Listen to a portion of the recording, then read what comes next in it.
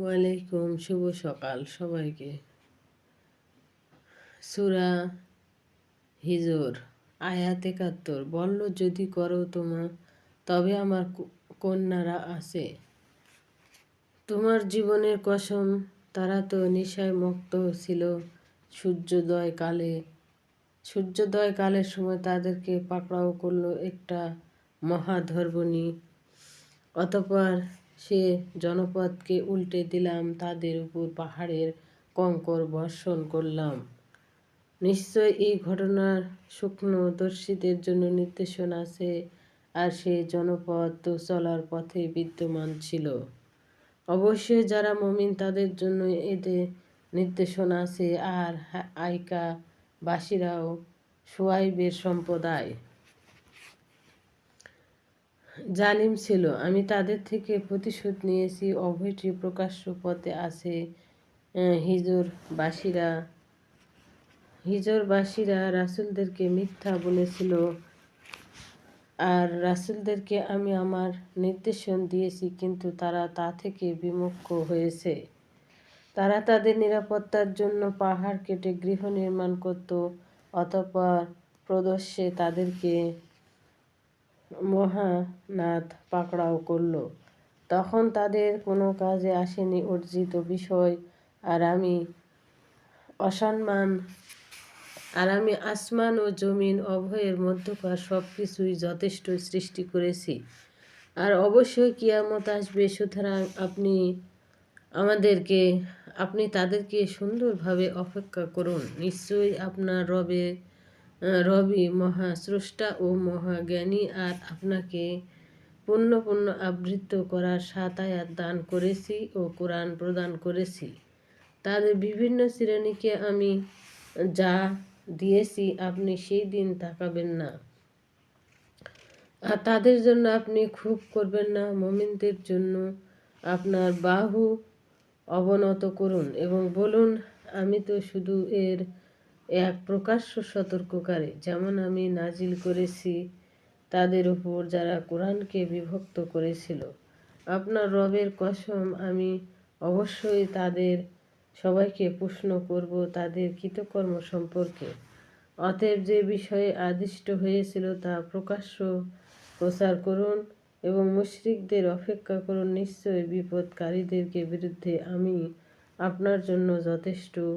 যারা আল্লাহর সঙ্গে অন্য ইলাহ সাব্যস্ত করে, অতি সত্বর তারা বুঝতে পারবে।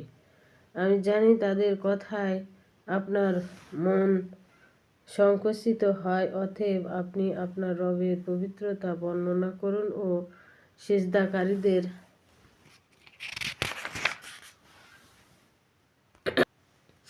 সিজদাকারীদের অন্তর্ভুক্ত হন। আর আপনার মৃত্যু আসার পূর্ব পর্যন্ত আপনি রবের ইবাদত করুন। আল্লাহর আদেশ আসলো তাতে তোমরা তাড়াহুড়া করো না। তিনি পবিত্র। তারা যে শিরক করে তা থেকে ঊর্ধ্বে।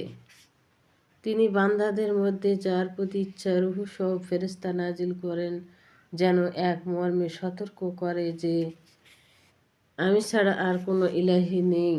অতএব আমাকে ভয় করো। তিনি আসমানসমূহ ও জমিনের যথাযথ সৃষ্টি করেছেন।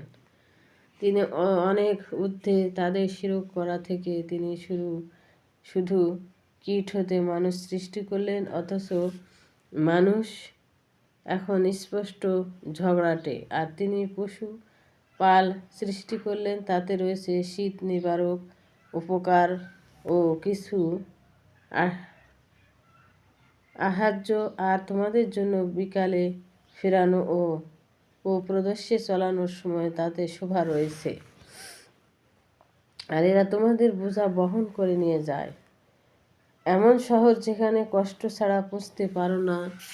নিঃসন্দেহে তোমাদের রব অতিশয় স্নেহশীল, পরম দয়ালু। তিনি সৃষ্টি করেছেন তোমাদের আরোহণ ও শোভার জন্য অশ্ব, খচ্চর, গাধা, তোমাদের অজানা আরও বহু কিছু।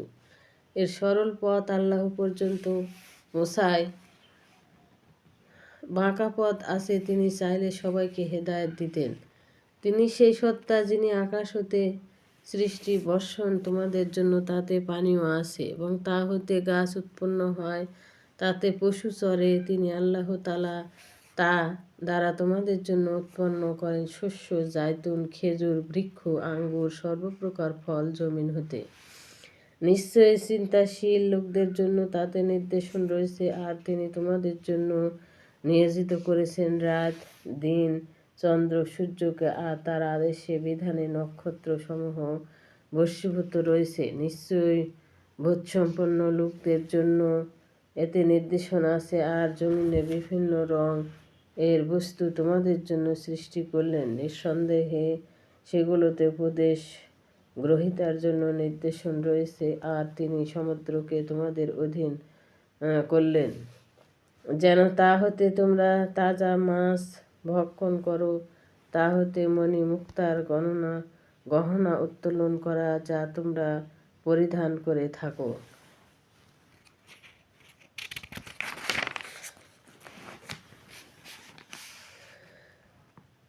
তাতে জনমানসমূহ পানি চিরে চলতে দেখো, যেন তোমরা তার প্রদত্ত অনুগ্রহ খুঁজতে পারো আর কৃতজ্ঞ হতে পারো।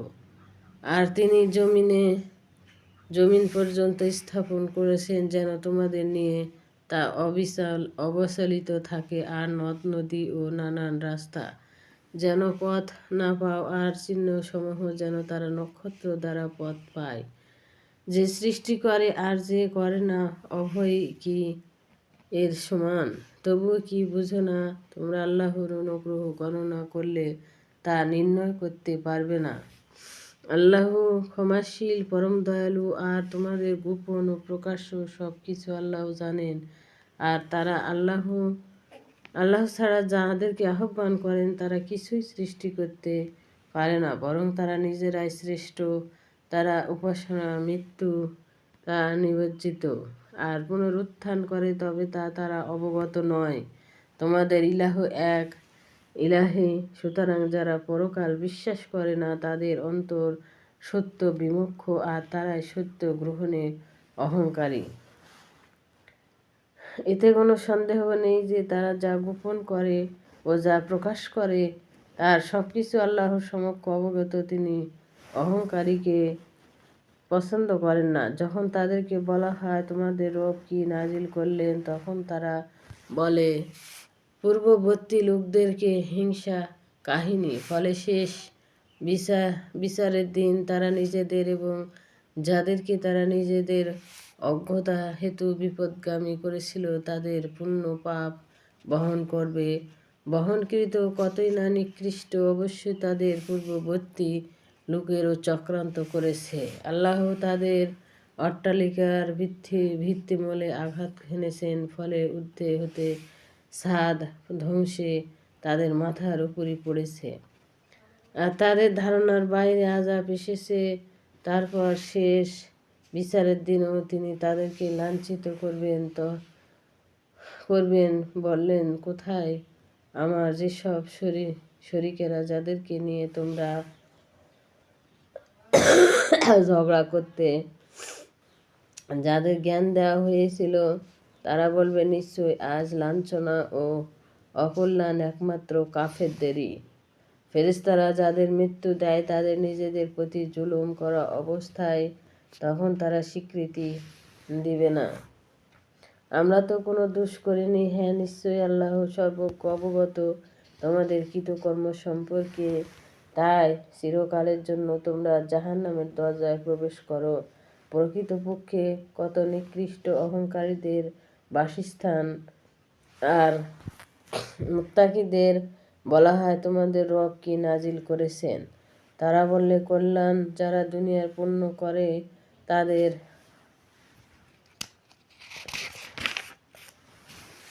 তাদের জন্য রয়েছে মঙ্গল এবং পরকালের আবাস আরো উত্তম। আর মুত্তাকিদের আবাস কত উৎকৃষ্ট, চিরস্থায়ী জান্নাত যাতে তোমরা প্রবেশ করবে, তার পাশ দিয়ে ঝর্ণাধারা প্রবাহিত। তথায় যা প্রার্থনা করবে তা দ্বারা পাবে। এভাবে আল্লাহ মুত্তাকিদের পুরস্কার প্রদান করে থাকেন। ফেরেশতারা যাদের মৃত্যু ঘটায় পবিত্র অবস্থায়, তারা তাদের বলবে, তোমাদের প্রতি শান্তি, তোমাদের কৃতকর্মের জন্য তোমরা বেহেশতে প্রবেশ করো। আসসালামু আলাইকুম। ভিডিওটি ভালো লাগলে অবশ্যই লাইক সাবস্ক্রাইব করবেন।